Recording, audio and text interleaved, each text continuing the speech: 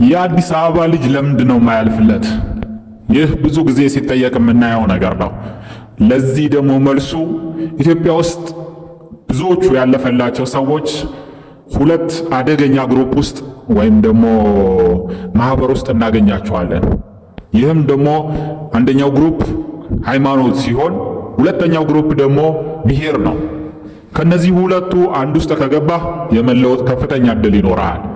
ፕሮቴክሽን ታገኛለህ፣ የባንክ አክሰስ ታገኛለህ፣ የተለያዩ ነገሮች የስልጣን አክሰስ ታገኛለህ። እነዚህ ነገሮች ውስጥ ግን መግባት ካልቻልክ ልክ እንደ አዲስ አበባ ልጅ ሲስተም ውስጥ መግባት ስላልቻልክ ብቻ ሲስተሙ ያስወጣሃል።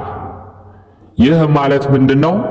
ፕሮቴክሽን የሚሰጥህ የተለያየ የብሔር ወይም ደግሞ የሃይማኖት ተቋም ውስጥ ስትሆን እዛ ውስጥ በምታውቃቸው ሰዎች በምታገኘው አክሰስ ነው። ያንን አክሰስ ደግሞ የአዲስ አበባ ልጅ እያገኘ አይደለም። በተሳሳተ ሁኔታ የሚተረጉሙ ሰዎችም እንዳሉ አምናለሁ።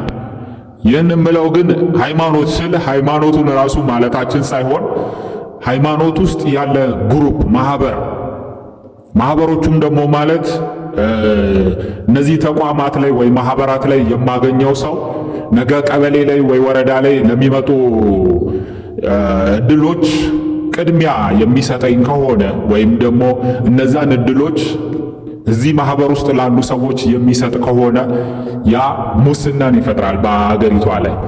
ይህም ማለት ደግሞ አብዛኛው እየተጠቀመ ያለው ማህበረሰብ በገንዘብ ሳይሆን በእንደዚህ አይነት ሙስና፣ በዝምድና፣ በመተዋወቅ በተለያዩ ቦታዎች ላይ ባለን እውቅና። ይህም ደግሞ ያንን እውቅና የሚሰጠን ሁለት ቦታዎች አሁን የጠቀስናቸው ቦታዎች ናቸው። መንፈሳዊ ሃይማኖትን እያልን ሳይሆን እነዛ ሃይማኖት ቦታዎች ላይ በመገኘታችን ወይ በመገናኘታችን አንድ ባለስልጣን ፌቨር የሚሰራልኝ ወይ ደግሞ ፌቨር የሚሰጠኝ ከሆነ አዎ አድጋለሁ፣ ሀብታም ሆናለሁ። ነገር ግን ያ ሙስና ወይም ደግሞ የተሳሳተ ስርዓት ነው። እዛ ስርዓት ውስጥ ደግሞ የአዲስ አበባ ልጅ መግባት አልቻለም፣ አይችልበትም። ደግሞ መቀላጠፍና ማስመሰል ብዙ ነገሮችን ይፈልጋል። ስለዚህ የአዲስ አበባ ልጅ ለምን አልተለወጠም ብትለኝ እዛ ሁለት ቦታዎች ላይ ገብቶ መመሳሰልና መመቻቸት የሚችል መመቻመች የሚችል ፍጥረት አይደለም የአዲስ አበባ ልጅ። የአዲስ አበባ ልጅ ሰርቶ ማግኘትን ለፍቶ ማግኘትን የሚያምን ስለሆነ በሰው እኩልነት ስለሚያምን እኔም አንተም ተፎካክረን እናገኛለን የሚል ሐሳብ ስላለው ነው።